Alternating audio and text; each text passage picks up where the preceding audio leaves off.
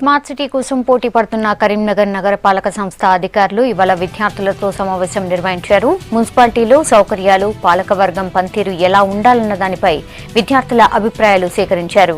Smart సిటీల ఎంపికకు మున్సిపాలిటీలు పంపించే డిపిఆర్ కీలకం కాబోతోంది. కరీంనగర్ మున్సిపాలిటీలో జనం అభిప్రాయాలు కూడా పంపాల్సి ఉంటుంది.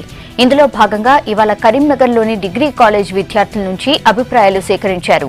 కార్యక్రమంలో MP Vinod Kumar, mayor Ravinder Singh, commissioner Krishna Bhaskar పాల్గొన్నారు.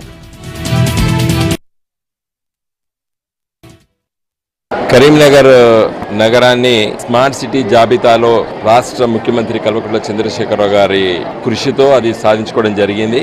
అయితే మరి రెండో దశ సిటీ ఛాలెంజ్లో పార్టిసిపేట్ చేయాలి. రోజు మరి ఈ సంవత్సరం సిటీ ఛాలెంజ్లో మరి పోటీపడి సాధించడానికి డీటెయిల్ ప్రాజెక్ట్ రిపోర్టు తయారు చేయడానికి కరీంనగర్ మున్సిపల్ కార్పొరేషన్ మేయర్ గారు, అదేవిధంగా మున్సిపల్ కమిషనర్ గారు మరి టెండర్ ప్రక్రియ పూర్తి చేసుకొని ఒక కన్సల్టెన్సీ సర్వీసెస్